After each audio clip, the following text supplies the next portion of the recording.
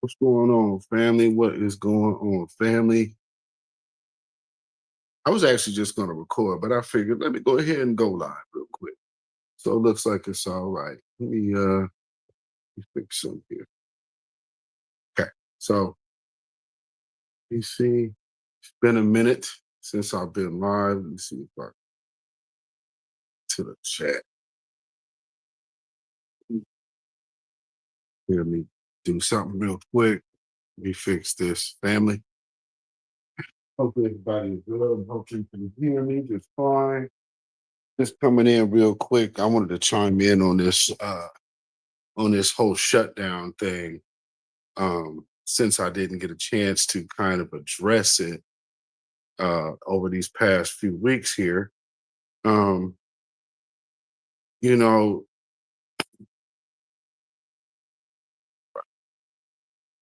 all right, antithesis. Thank you for the super chat. I appreciate that.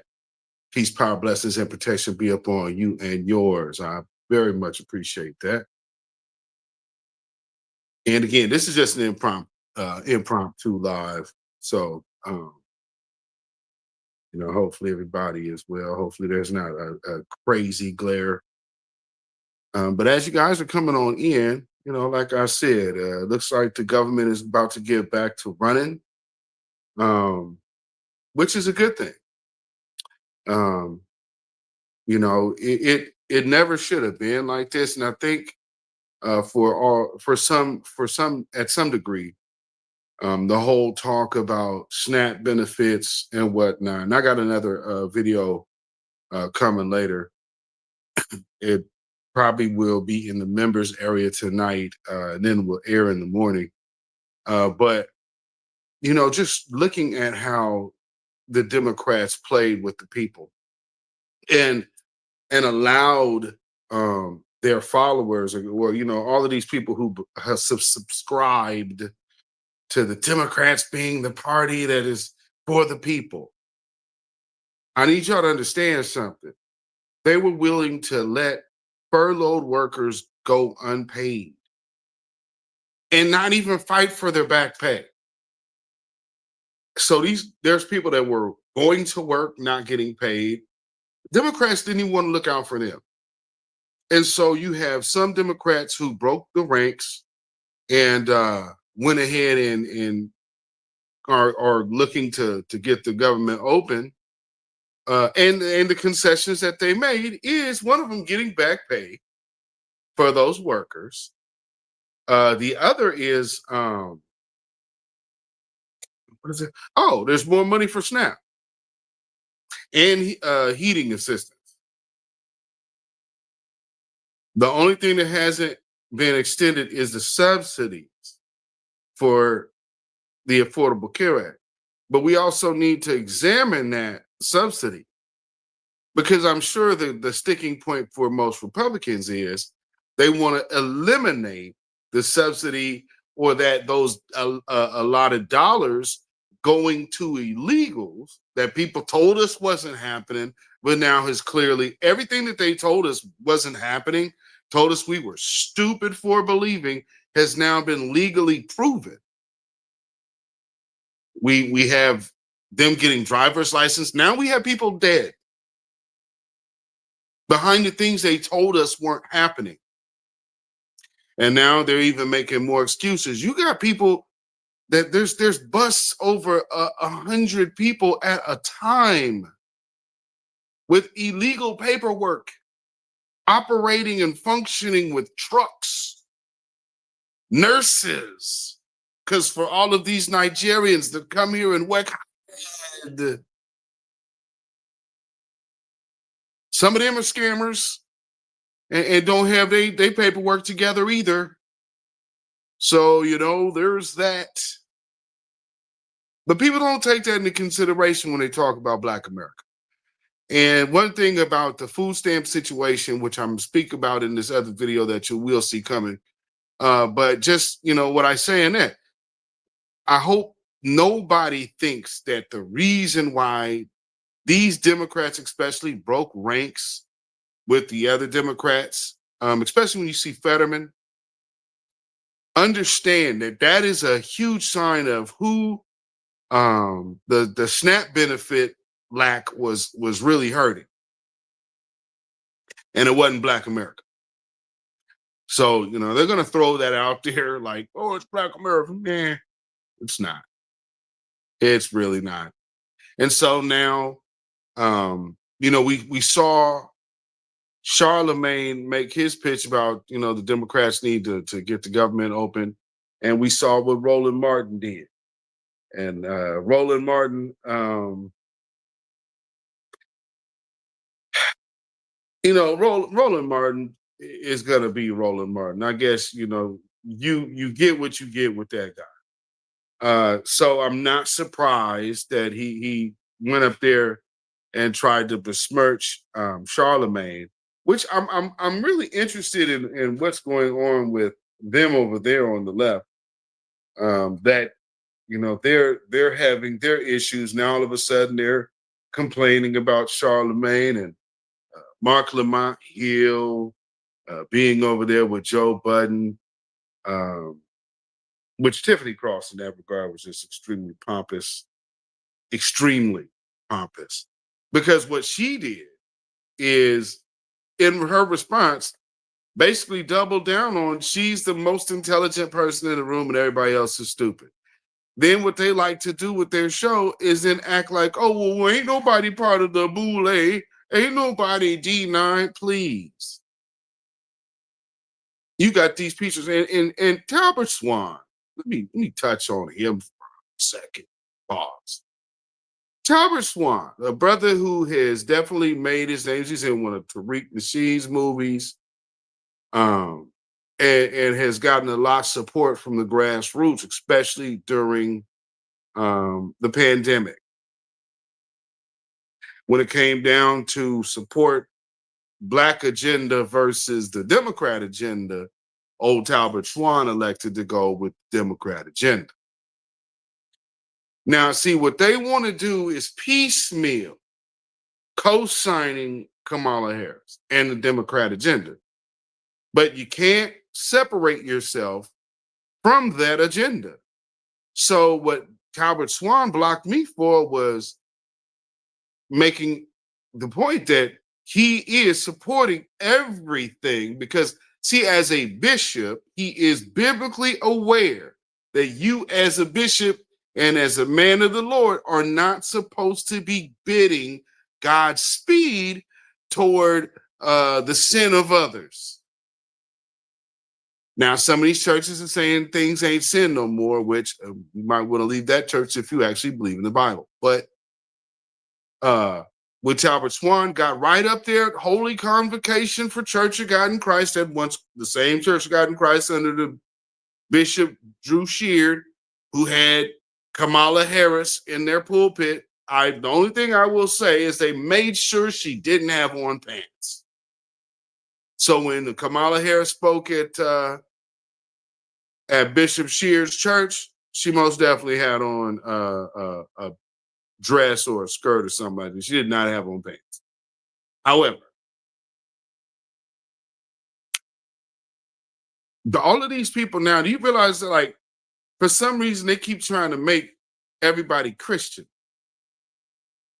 And these people ain't. They are universalists and Zionists. So the one thing that they ain't is Christians, but I guess it's a convenient line. So you have her speak because that's where Black folks are going to be. And we always know what her famous line was, is I'm not going to sit here and say, I'm just going to do something only for Black people. Oh. And then you had weirdos like Isaac Hayes III telling us that we took it out of context. I'm one of those who actually played the entire piece and clip here, and we walked down that context, and the context did not change. So, these people are playing pander tag with the Democrats, and also let's not forget, during this entire shutdown, you know what's been important for some of these people online? Talking against FBA. Everything going on. You got Trump throwing parties at the White House while people are about to lose their SNAP benefits in less than 24 hours. And guess who the problem is? Oh, it's these FBA people. Yeah, yeah, it's not. And like right now, we got one guy out here, and I mentioned him and also the other video you guys are gonna see. Not giving him any, not mentioning his name because he's not getting any clout because he's not worth it. I can't stand when people do take talking points from this particular broadcast though, and then go turn around and act like they didn't. Or, they take certain things from me and then turn around and act like they didn't. I'm not gonna get into a back and forth with anyone, but my lingo is very West Coast. So if you're not from the West Coast and you're over here using Beatzilla's lingo, then somebody else is going to be able to call that out. On top of that, with this fella here, somebody else hit me to this dude. I wasn't paying it. I didn't even know who this dude was. I got tagged in something and said, okay, let me go check this guy. Looks like a think tank though, because it's the typical play, misrepresent the position and then make accusations with no proof. And this dude goes on long rants with nobody actually talking to him. He believes he's in some kind of war with the grassroots, I guess. How, I don't know, but I, I'm clueless there, folks. I don't know. I don't know what's on his mind. Uh, you know. But one thing I will say is, the whole FBA wants to be like white supremacist nonsense. I'm in a land full of white supremacists. There's nothing that white supremacists say and that we over here in the grassroots say that are similar. The notion that we hate anybody, first off, you have to be that important. And for you to be in the whole, there's no immigrant that is that important. We have every right and we have a duty to our ancestors here, not some fictitious ancient past. We're not on that. And I don't know why so many people want Black Americans to waste so much time on visions of Egypt and visions of the Nile. And we got to go back to our African roots. To do what when your black ass came here? To hide under us and act like you didn't. You didn't get yourselves here. And that statue that everybody sees in New York, when all these immigrants who flee their homelands come here, that's about independence. From the book to the feet. And especially when it comes down to those feet, that's about us. Not about the immigrants, not about narrow outsider, not even about the white man. It's literally about us. And so, looking at the Statue of Liberty, what do we have to be ashamed about? Really, let's figure that out. What do we have to be ashamed about? Being that we are from here. Let me grab this real quick. Hold on. Because these people act like, well, you're ashamed of your roots and this and that. Man, let me tell you something. There were so many people that we have came around and been in contact with over the years. For those who are old enough, what was the big thing that these people used to love to say to us? We were never slaves. This is why a lot of Africans thought they were better than us, is because they were never slaves. That was a badge of honor. Now we have a lot of these new people, and you got a lot of people that were probably on drugs or somewhere else doing other things, sleeping with white women. And now they have came over here to this Black empowerment space because they believe it's a space to where they could get popping because they haven't had any success anywhere else. So coming over here to exploit Black empowerment, we got a lot of that. If you guys can't tell, there's a lot of that goes on. And that's exploitation of Black empowerment. That's what that is. I don't know if people, they won't admit it, but these people, look, I want to look at the people who always got something to say, but never have anything to say.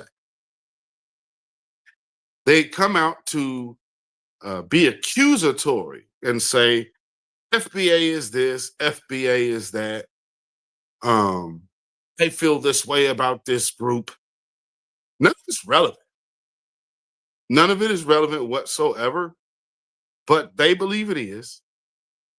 And because they believe it is, it's like, hey, these people, this is why I look at these people so crazy. Because okay, you see the people on X that always have something negative to say about foundational Black Americans and our rejection of Pan-Africanism. I've asked this question numerous times, and I'll ask it again. What about Pan-Africanism is beneficial for us? That's a fair question to ask. However, it seems like that's the question that gets avoided all the time. What is the benefit for foundational Black Americans to subscribe to Pan-Africanism? And I never get an answer on it. Everybody, they just want to skirt around that and act like they don't have the question, then go ahead and keep talking about us as if you shouldn't spend time answering such a pertinent question. If you want the support, you need to explain to people why they should support a thing. And for you people who have been out of touch for the last few years, you could have got into these Black spaces. I haven't held a space in like 2 to 3 years. You guys could have long been out there holding spaces and making contact with the people who you want to make contact to or with. But for some reason, you don't do that, but you worry about what we're doing.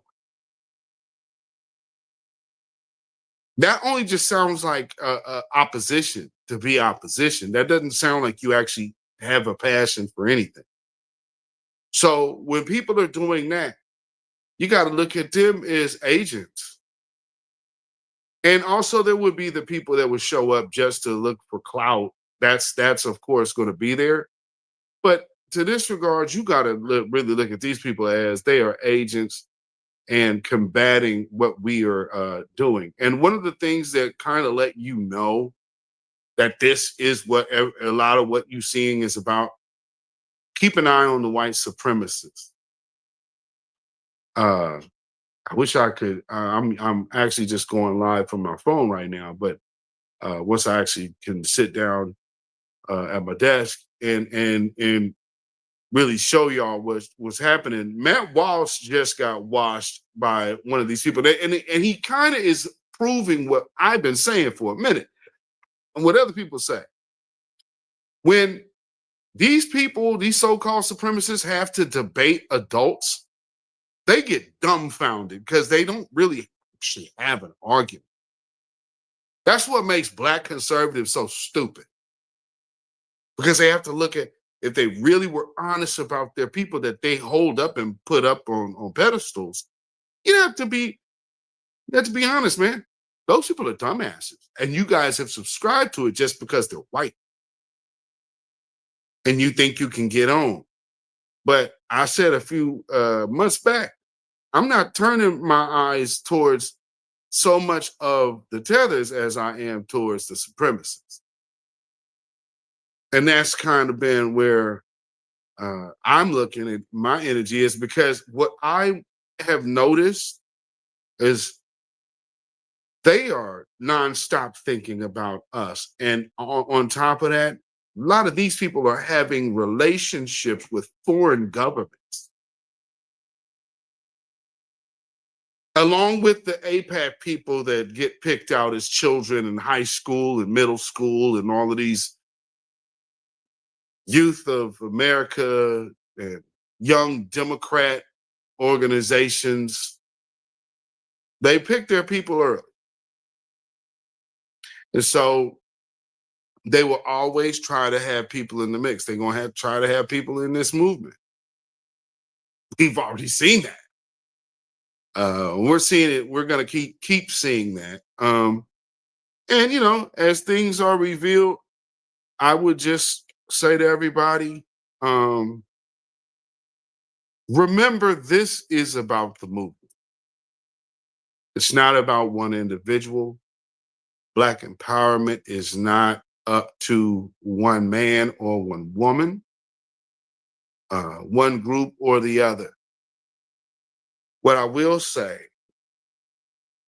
when you see people who are putting another agenda before Black empowerment, then you need to start distancing yourself from that. And again, how people get you in this situation is they become your friends.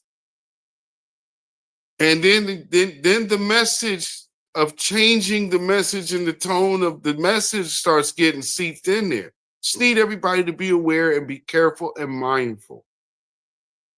You know, because there are people out there that they don't have the same integrity that some of us do. And some might be able to have a price tag and do that. But just know, we've told you before, when one of us starts talking off, stop listening to them because they have left the code. And with that, hey, they got me. If I'm doing that, hey, they got me. So, you know, we always just gonna have to be on point with that.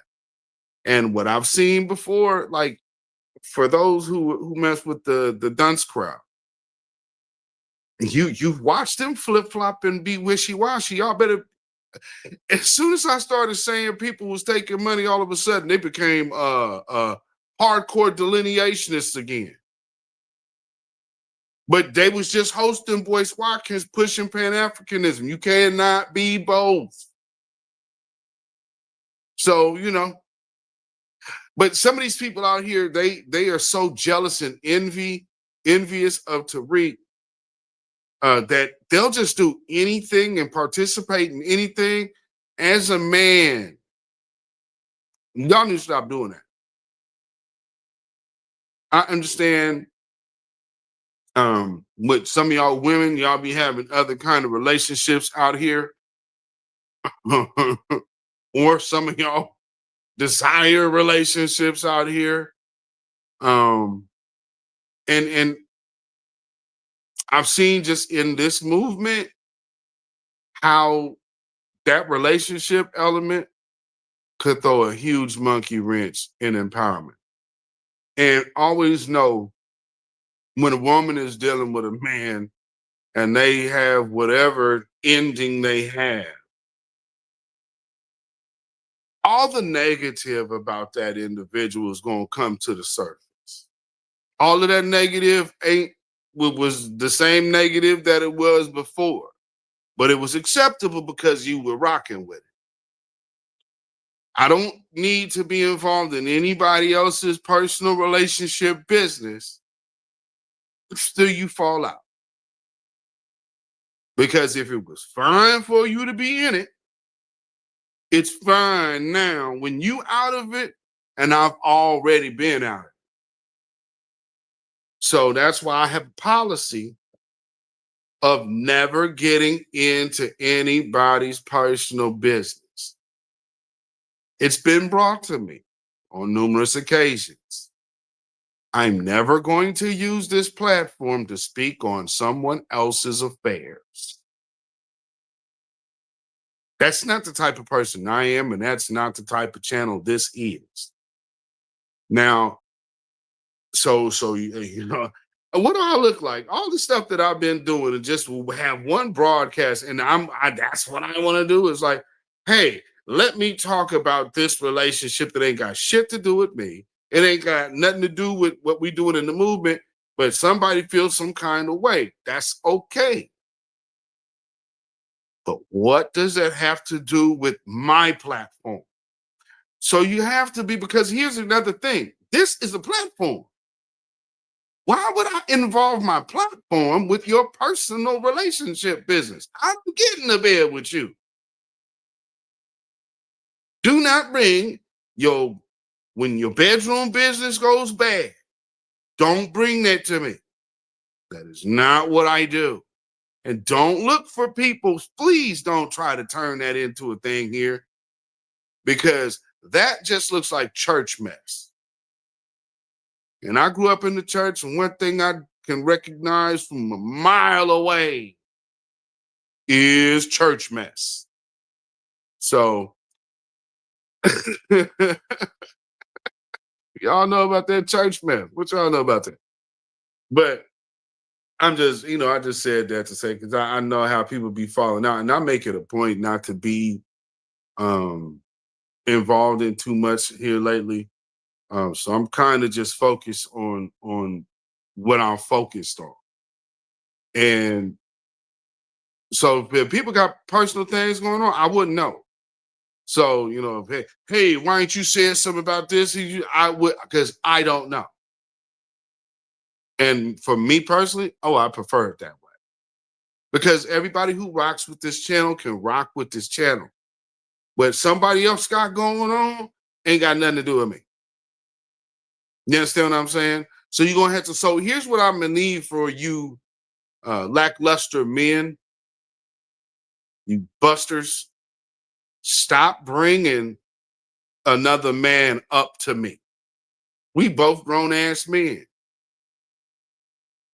I would never be doing that to a man in person. Don't do that to me on this goddamn internet, because I ain't like that.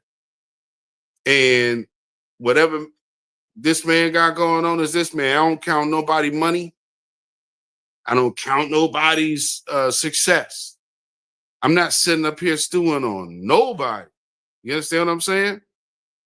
So if you have jealousy and envy in your mind or whatever, man, don't bring that shit to me. Don't ask me about what I think about another man or another content creator. Don't do that with me. Because that's the type of messy shit that we need to eliminate out of our midst. We need to get back to the basics of what we are doing. Understand what we are up against. Number one, we are up against this system of white supremacy. No, we do not look to be supremacists, because, see, here's one thing that the Bible says. See, these people be missing it. There's a scripture that says, even the trees rejoice when the righteous rule, but the earth moans when evil are in power. So, see, black people, and there's black folks out there that hate the idea of being in power because it's too big of an idea for them. But black empowerment is about being empowered. And right now we are in the system of in a world of ungodly control. But that doesn't mean we don't fight our good fight. And that fight right now represents reparations, justice, getting an anti-hate crime bill, getting at us that protected status, because there's nobody in this country that has went through what we went through. And to make sure that these dirtbags like the Kirksters and all of these other wannabes, get their real true wake-up call about what blind racist ignorance actually is, what it's not. is Christian nationalism, because there is no such thing as a Christian nationalist. What there is a white nationalist. And white nationalists like to call themselves Christians, but in all actuality, they are all biblically illiterate Satanists, because what they worship is whiteness. And if they can't find themselves to worship that black, that black man that's up on that cross over there in Sicily, or the icons that are painted in the catacombs in Russia.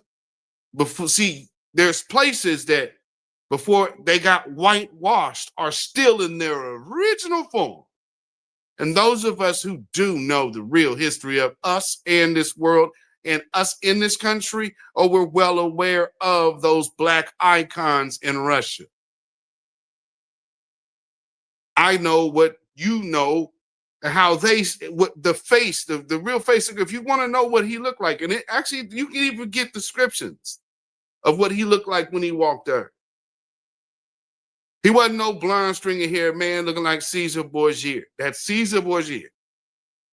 They had to change the face. And also, that is the end of the book of Revelations. The prophecy of this book is not to be changed or any word removed.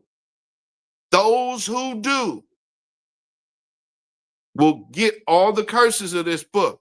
So I need you to understand who you are up against.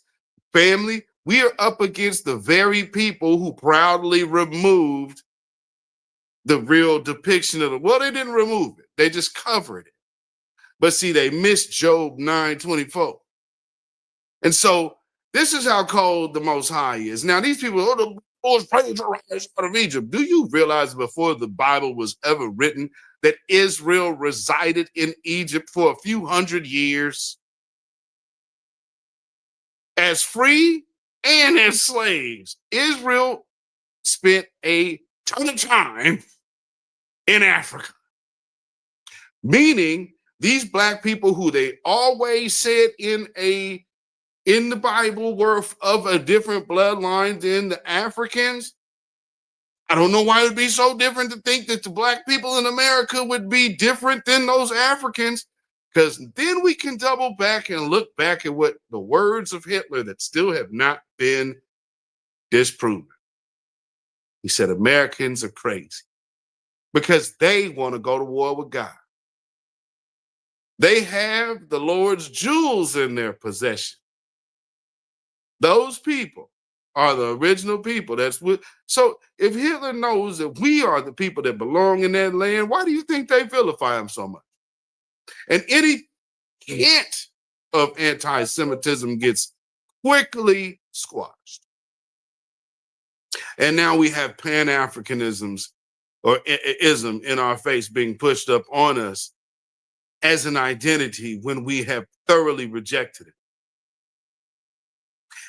But there's a whole lot of money. Where's that at? Let's see. Where's that picture at? Where that picture? Where that picture? Let's remind everybody. There's a whole lot of money being invested into what we do with our reparations. So see, understand at this point to where we are coming into the real true knowledge of ourselves. We are coming together as a family unit, as a collective. This element that's missing, reparations, we've already single-handedly over the course of the last few years have shown and demonstrated to the world how unified foundational Black America actually is. And this now terrifies them, because what they were afraid of was a Black Messiah. What they didn't understand, that the kingdom of the Messiah is in all of us already. So the Messiah just needed to be woken up. Family, I hope that you are awake with me. And with that be finna get up out of here because I just wanted to do this quick tap in with y'all because I know it's been a minute. And so if you're new to what we do here,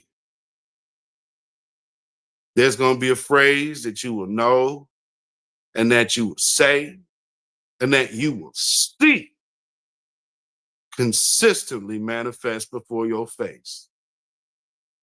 And that is Babylon is falling. Babylon is falling. Let it fall and let us rise. Can you dig it?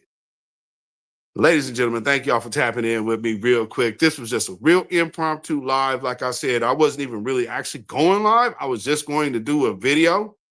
But since it worked out that way, we just went ahead and rolled with it. So thank everybody for tuning in. I appreciate everybody who showed up. That was quick. And y'all came on the whim. So obviously the notifications went out. I appreciate that. So family, if you could like this video, share this out on your social media. If you have not already subscribed to this channel, please do so at this time. And if you want to join this channel, you can also join. But if you also subscribe and don't join, make sure you hit that notification bell, hit that word all. That way you'll be notified anytime this channel goes live or a video is uploaded or a video premieres. Of course, you can follow me on Facebook, Instagram, and Twitter at beatzillapdx. You can email me at ourrealtruth@gmail.com. And of course, if you want to put some money in the bucket and support this channel, you can by way of CashApp. That's $ beatzillapdx. And we got PayPal, which is Zilla Muzak. That's ZILLAMUZAK at PayPal. And so with that being said, family, I'm going to get up out of here. Y'all, I appreciate y'all once again. It is good to tap back in with y'all. I hope y'all have actually missed me and just wasn't like, well, out of sight, out of mind. But hope everybody has been good. I hope this little crazy shutdown hasn't affected you too horribly. And hopefully everything get back on track for everybody soon. So with that, y'all stay black, stay vigilant, stay alive. Black first, black first, black first. Shalom, y'all. Have a blessed one. Peace.